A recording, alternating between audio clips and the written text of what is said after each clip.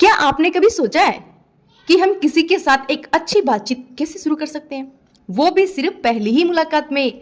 हम लोगों के साथ तालमेल कैसे बनाएं, कैसे लोग आपसे पहली ही मुलाकात में इंप्रेस हो सकते हैं और आपके फैंस बन सकते हैं। दोस्तों, अगर ये सब आपके दिमाग में ऑलरेडी चल रहा है तो आज की समरी आपके बहुत काम आने वाली है, क्योंकि आज हम चर्चा करने वाले हैं एक ऐसी बुक के बारे में जो आपके सभी सवालों का जवाब देगी। किताब का नाम है how to make people like you in 19 second of flash, जिसे निकोलस बॉथमैन ने लिखा है। दोस्तों, हर कोई इस बुक से कुछ न कुछ सीख सकता है। इसमें दिए गए जो भी प्रिंसिपल्स हैं वो बहुत ही सिंपल है। अगर आपने अभी तक हमारे चैनल को सब्सक्राइब नहीं किया है, इससे पहले कि आप वीडियो में खो जाएं, चैनल को सब्सक्राइब कर ले और वीडियो को इमीडिएटली लाइक भी कर दें। हमारा चैनल यूट्यूब के बेस्ट समरी चैनल में से एक है। कभी कभी हमारी वीडियो लंबी हो सकती है क्योंकि हम वीडियो और कंटेंट पर कभी भी कॉम्प्रोमाइज नहीं करते हैं, इसलिए वीडियो को एंड तक देखना जरूरी है। हम किसी से पहली बार मिलने पर कैसे जवाब देते हैं, वो हमारी एनर्जी की क्वालिटी और क्वांटिटी को शोकेस करता है। अब या तो ये लड़ाई वाली बात हो सकती है या फिर उनसे अच्छे संबंध बनाने की लड़ाई हो सकती है। हम किसी से आकर्षित हुए हैं या नहीं, हम ये निर्णय उन्हें देखने के पहले 2 सेकंड में ही ले लेते हैं और हमें ऐसा लगता है कि हम किसी और को जो रिएक्शन देते हैं वो सामने वाले के एटीट्यूड पर आधारित होता है, क्योंकि रवैया आपको हम सब लोग एक ही पल में पहचान लेते हैं। दोस्तों, अब हम सबसे पहले ऐसे 5 स्टेप्स पर चर्चा करेंगे जो हमें किसी भी नए इंसान के मिलने से पहले पता होनी चाहिए, और उसके बाद इन्हीं सब चीजों और अच्छे से समझने के लिए एक अच्छे कम्युनिकेशन स्किल के 3 स्टेप्स को हम डिटेल में समझेंगे, जिससे आप किसी भी इंसान को 90 सेकंड मात्र या उससे कम में भी इंप्रेस कर पाएंगे। जो है भाग 1 मीटिंग, भाग 2 कम्युनिकेशन, भाग 3 बिल्डिंग रिपोर्ट। तो सबसे पहले 5 स्टेप जो हमें किसी नए इंसान से मिलते समय ध्यान रखने हैं। हम लोगों को हमारे बारे में पहली ही मुलाकात में सिर्फ पल भर में फैसले लेने से नहीं रोक सकते। हम सिर्फ इतना ही कर सकते हैं कि हम उन पहले इंप्रेशन को अच्छा बनाने के लिए कुछ बदलाव कर सकते हैं। पहला है एटीट्यूड। सबसे पहले हमें हमारे एटीट्यूड को एडजस्ट करना है। हम यहाँ पॉजिटिव या नेगेटिव एटीट्यूड की बात नहीं कर रहे हैं, हम यहाँ उपयोगी और फालतू एटीट्यूड की बात कर रहे हैं। उपयोगी एटीट्यूड जैसे गर्मजोशी, वार्म, उत्साही, आत्मविश्वास, सहायक, आराम से, रिलैक्सेशन, जिज्ञासु, क्यूरियस, संस्थानपूर्ण, रिसोर्सफुल, मददगार, जुड़े रहना, धैर्य और स्वागत। फालतू एटीट्यूड जैसे पहला नाराज होना, व्यंग्यपूर्ण, अधीर, उबा हुआ, अनुचित, चिंतित, अभ्यस्त, भयभीत, संकोची, मजाक और शर्मिंदा। हमें अपने सभी बेकार एटीट्यूड को उपयोगी एटीट्यूड में बदलना होगा, क्योंकि अगर हमारा रवैया यूजलेस रवैया है तो लोग हम सब पर कभी भी भरोसा नहीं कर पाएंगे। दूसरा है विश्वास, ट्रस्ट। जैसा कि हमने समझा कि अगर हमारा रवैया बेकार है तो लोग हम पर भरोसा बिल्कुल भी नहीं करेंगे। हमें अपने एटीट्यूड को एडजस्ट करना है और फिर उनकी आंखों में देखना है। हमारे कल्चर में आंखों से संपर्क सम्मान को शोकेस करता है, और अगर आई कांटेक्ट नहीं है इसका मतलब है कि ट्रस्ट भी नहीं है। हमारे रिश्ते भरोसे पर टिके हुए हैं, और अगर आपको आई कांटेक्ट बनाने में मुश्किल आती है तो बस इससे आप बात कर रहे हैं। उन लोगों की आंखों के कलर को नोटिस करें। तीसरा है मुस्कान। तीसरी बात है मुस्कान। हमारे कल्चर में स्माइल एक अनकॉन्शियस सिग्नल भेजती है जो इशारा करती है कि आप कॉन्फिडेंस है या खुश है, पर हर किसी के पास एक नेचुरल स्माइल नहीं होती। पर यहाँ पर एक ट्रिक है जो कि सभी फैशन मॉडल अपनाते हैं। वो अंग्रेजी शब्द है ग्रेट। ग्रेट को इस्तेमाल करते हैं और इसको 3 बुस्ट में बोलते हैं। 3 वर्ड है ग्रेट, ग्रेट, ग्रेट। और जब तक आपको पता चलेगा आप स्माइल कर रहे होंगे और आपकी आंखें भी स्माइल कर रही होंगी। लेखक सबको ये कहते हैं कि अगर आप किसी को अप्रोच कर रहे हैं तो सबसे पहले आपको सामने वालों की आंखों में देखना है, फिर उसकी आंखों के रंग को देखना है।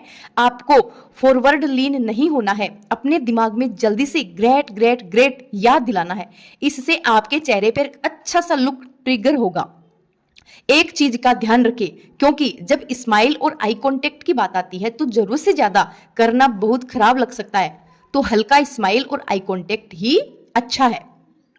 चौथा, मूवमेंट्स और सेनो सिंक्रोनाइज करने की कोशिश करना बहुत जरूरी है, क्योंकि ये चीज ग्रेट पर्सनैलिटी वाले लोग रेगुलरली करते हैं। इस पॉइंट को हम वापस से लास्ट में डिटेल में डिस्कस करेंगे। पांचवा पॉइंट है कॉमन चीजें खोजें। और आखिरी चीज, हमें किसी के साथ तालमेल बनाने के लिए हमें एक कॉमन ग्राउंड सेट करना है। एक अच्छा फर्स्ट इंप्रेशन बनाने के लिए हमें एक कॉमन चीज ढूंढनी होती है, कोई भी ऐसा विषय जो दोनों के लिए कॉमन हो।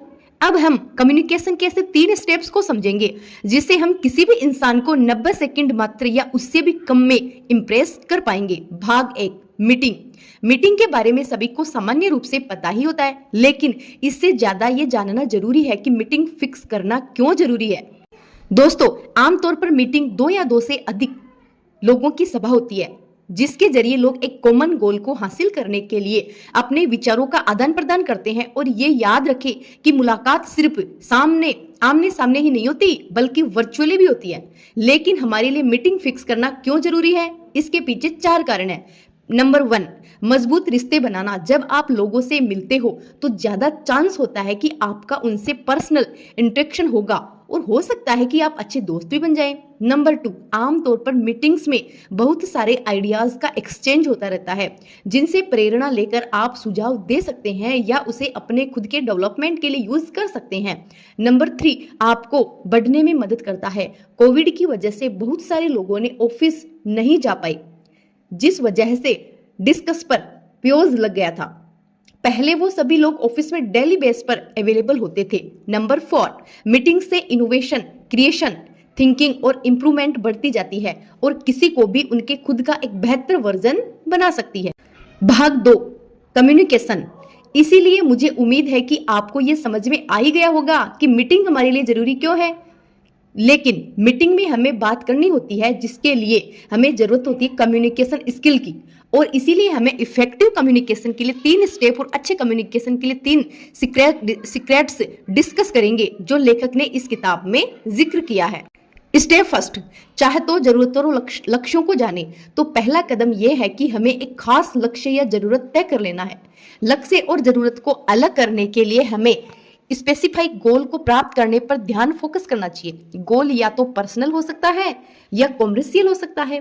कम्युनिकेशन के तरीके दोनों के लिए सेम है। इस सिद्धांत को समझने के लिए लेखक कोलोनिक सैंडर्स के बारे में बात करते हैं। लेखक बताते हैं कि कैसे कोलोनिक सैंडर्स ने अपनी रेस्टोरेंट चेन को आज की बहुराष्ट्रीय मल्टीनेशनल कंपनी KFC में विकसित किया, जिसके 25,000 से ज्यादा आउटलेट्स 145 से ज्यादा देशों में उपलब्ध है। ये इसीलिए हुआ क्योंकि कोलोनिक सैंडर्स को पता था कि उन्हें क्या करना है, उनका लक्ष्य क्या है, एकदम साफ था।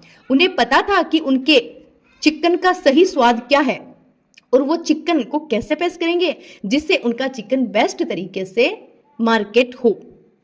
स्टेप 2, पता करें कि क्या दिया जा रहा है। दूसरे स्टेप में हमें वर्तमान स्थिति का एनालिसिस करके ये समझना है कि जो वर्तमान स्थिति को ध्यान में रखकर जो दिया गया है वो हमारी स्थिति की जरूरत को पूरा कर रहा है या नहीं। ये महत्वपूर्ण है कि हमें ज्यादा से ज्यादा फीडबैक मिले और हम अंतर समझ सके कि क्या डिजायर्ड है और हम क्या डिलीवर कर रहे हैं। KFC को सफलता इसीलिए मिली क्योंकि उन्होंने बारीकी से मॉनिटर किया कि लोगों को क्या दिया जा रहा है। क्वालिटी को बेस्ट करने के लिए उन्होंने क्वालिटी को कंट्रोल किया जो कि उनके कस्टमर को दी जा रही है, और साथ साथ रॉ मटेरियल की क्वालिटी भी जो उनके रेस्टोरेंट्स को सप्लाई की जा रही है, जिसकी वजह से गलतियों की बहुत कम गुंजाइश रह जाती है। स्टेप 3, वांछित परिणाम, डिजायर्ड रिजल्ट प्राप्त करने के लिए इम्प्रूव्ड और बेहतर अभ्यास। स्लो ही सही, लेकिन हमें अपनी कम्युनिकेशन प्रैक्टिस को बदलते रहना है। फीडबैक के आधार पर हमें हमारी प्रैक्टिस को बदलते रहना है जब तक हमें हमारे डिजायर्ड रिजल्ट नहीं मिल जाते। ग्राहकों या कर्मचारियों की प्रैक्टिस से उत्पन्न फीडबैक की वजह से कंटिन्यू या सुधार के कल्चर के कारण छोटे से शहर का KFC एक वैश्विक कॉर्पोरेट दिग्गज में विकसित हो गया है। अब हम आपको इफेक्टिव कम्युनिकेशन के 3 सीक्रेट समझाते हैं। सीक्रेट फर्स्ट, सक्रिय सुनना, एक्टिव लिसनर। जैसा कि फेमस ग्रीक फिलोसोफर इपिक्चर ने कहा कि हमारे पास 2 कान हैं और एक मुंह है, ताकि हम जितना बोले उससे डबल सुन सके। एक्टिव लिसनर क्या होती है? एक्टिव लिसनिंग का मतलब होता है कि ध्यान लगाकर किसी की बात को सुनना। एक्टिव लिसनिंग की वजह से कन्वर्सेशन पार्टनर्स के बीच एक बहुत अच्छा बॉन्ड बन जाता है। एक अच्छा active listener effective body language और क्वेश्चनिंग टेक्निक का इस्तेमाल करता है ताकि वो एक पर्सनल रिपोर्ट बना सके। लिसनर को बहुत धैर्यपूर्वक प्रतीक्षा करनी चाहिए जब दूसरे लोग बात कर रहे हों। उनकी बॉडी लैंग्वेज को देखना चाहिए और ध्यान से सुनना चाहिए कि वो क्या बोल रहे हैं और कैसे बोल रहे हैं। इस प्रैक्टिस की वजह से लिसनर को थोड़ा सा समय मिल जाता है कि वो ये सोच सके कि बोलने वालों ने शब्दों में और टोन्स को बोलते समय इन्हें क्यों इस्तेमाल किया है। सीक्रेट 2, पर्सन ही जवाब है। क्वेश्चन एक बहुत अच्छा टूल है लोगों के साथ कनेक्ट करने के लिए।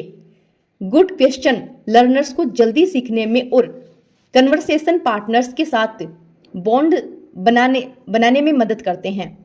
हमें 2 टाइप के क्वेश्चंस का प्रयोग करना चाहिए, ओपन एंडेड और क्लोज एंडेड। ओपन एंडेड ऐसे क्वेश्चन प्रश्न होते हैं जिसका जवाब केवल हाँ या नहीं में दिया जा सकता है, और ओपन एंड क्वेश्चन को कई बार प्रमुख क्वेश्चन भी कहा जाता है क्योंकि वो विचार व्यक्त करते हैं। क्लोज एंडेड क्वेश्चन ऐसे क्वेश्चन होते हैं जिनका उत्तर केवल हाँ या नहीं में दिया जा सकता है बिना किसी और स्पष्टीकरण एक्सप्लेनेशन के। क्लोज एंडेड पर्सन पार्टनर्स को बातचीत पर फोकस करने में मदद करते ओपन एंडेड पर्सन ऐसे पर्सन होते हैं जिनका जवाब हाँ या नहीं में नहीं दिया जा सकता है।